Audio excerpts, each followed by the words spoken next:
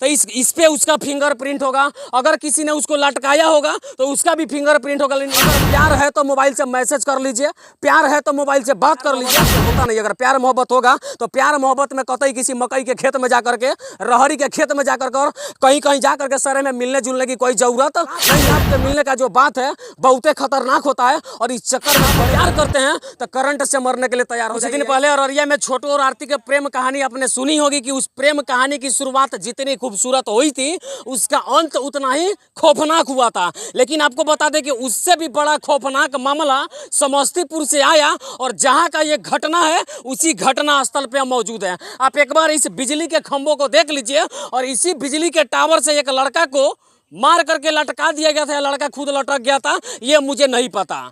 वो खुद लटका था या लटकाया गया था इसकी पुष्टि मैं नहीं करता हूं, क्योंकि परिवार के लोग स्पष्ट रूप से बयानबाजी नहीं कर रहे हैं। सबको पता है, पूरे गांव के लोगों को पता है कि वो लड़का का जो हत्या है उस लड़की के कारण हुआ है। लड़की का नाम सोनी कुमारी है और लड़का का नाम पंकज कुमार है। दोनों का प्रेम प्रसंग का मामला था, पूरे गाँव पूरे इलाके के लोगों को पता है। लेकिन जब हमारी टीम लड़का के घर पर पहुंचे और लड़का के परिवार के लोगों से बात करने का प्रयास किया गया तो उसके पिताजी इस मामला को गोल गोल घुमाने का पूरा काम किया और हमें उनकी बातें बिल्कुल समझ में नहीं आई। 5 मिनट का वीडियो बना लेकिन हमें यह समझ में नहीं आया कि उस लड़का का हत्या क्यों कर दिया गया था। हम सोचे स्पॉट पे चलते हैं। बाकी यही बिजली का टावर आपको दिखा रहा है, इसी टावर से लड़का का शव लटका हुआ मिला था। लटकाया गया या खुद लटका था ये मुझे नहीं पता, लेकिन लटकाने के समय में जिस कपड़ा का इस्तेमाल किया गया था वो कपड़ा यहाँ पे पड़ा हुआ है। और प्रशासन की लापरवाही देख लीजिए कि किस प्रकार से मौत को मजाक में तब्दील कर दिया जाता है। अगर खुद लड़का लटका होगा तो इस पे उसका फिंगरप्रिंट होगा। अगर किसी ने उसको लटकाया होगा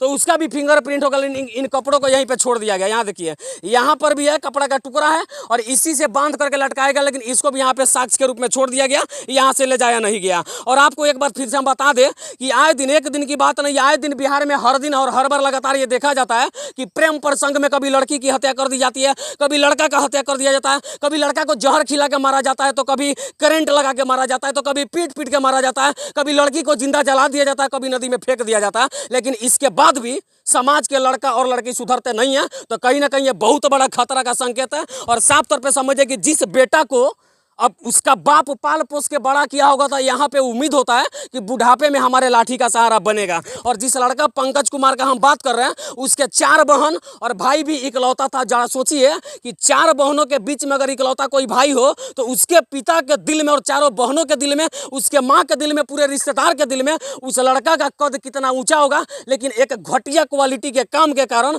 और घटिया सोच के कारण उसकी जान जिंदगी शुरुआत होने से पहले चले गए। यही वो खंभा है जहाँ पे लटका हुआ शव मिला था। हालांकि प्रशासन क्या कार्रवाई कर रही है इसके बारे में जब हम पता लगाए तो पता लगा कि 5 लोग जो नामजद है उसमें से 1 लोगों को गिरफ्तार किया गया, बाकी सभी लोग फिरार चल रहे हैं। और लड़की जो है कुछ देर पहले मीडिया में आकर के बयान दे रही थी, लेकिन परिवार के लोगों ने प्रेशर बना करके लड़की को भी वहाँ से हटा दिया। हमें मिली नहीं तो घटना का पूरी जानकारी हम पता कर लेते हैं। एक बात घर के लोगों ने बताया कि जब लड़का को पकड़ लिया गया था, अपने कब्जा में ले लिया गया था, उस वक्त घर के मोबाइल पे एक मैसेज आया, लड़की के द्वारा मैसेज भेजा गया और वो मैसेज मोबाइल में अब भी है। उसमें लिखा गया था कि पंकज कहाँ है, उससे मेरी बात नहीं हो रही है। लेकिन उस वक्त तक सोनी कुमारी के घर के लोगों ने उस लड़का को अपना कब्जे में शायद से ले लिया था। और उसके बाद उसकी जबरदस्त पिटाई हुई, पिटाई के बाद हत्या, और हत्या के बाद उस हत्या को आत्महत्या में बदलने का पूरा काम किया गया। और उसके लिए उसके शव को इसी बिजली के टावर से लेकर के लटका दिया गया। लेकिन एक बात गौर करके सोचने वाली है,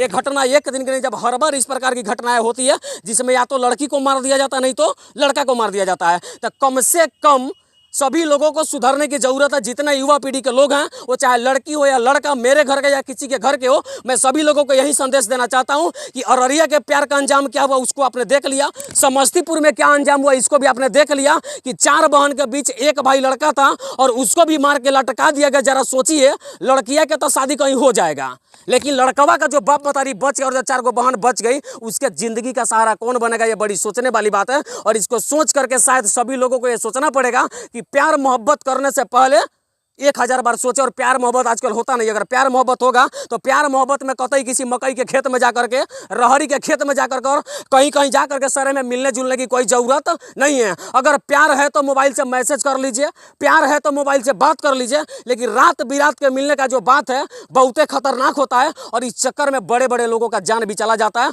और चंगुल में फंसने के बाद शेर भी कुत्ता बन करके रह जाता है। तो सभी लोगों को जाते जाते यही संदेश देना चाहते हैं कि अगर प्यार करते हैं तो ऐसे खंभों पे लटकने के लिए तैयार हो जाइए। अगर आप प्यार करते हैं तो जहर खा के मरने के लिए तैयार हो जाइए। अगर आप प्यार करते हैं तो करंट से मरने के लिए तैयार हो जाइए। यही संदेश देते हुए समस्तीपुर के इस दुर्भाग्यपूर्ण धरती से और यही दुर्भाग्यपूर्ण टावर से इसी खबर को दिखाते हुए मैं संजीत कुशवाहा, जय हिंद।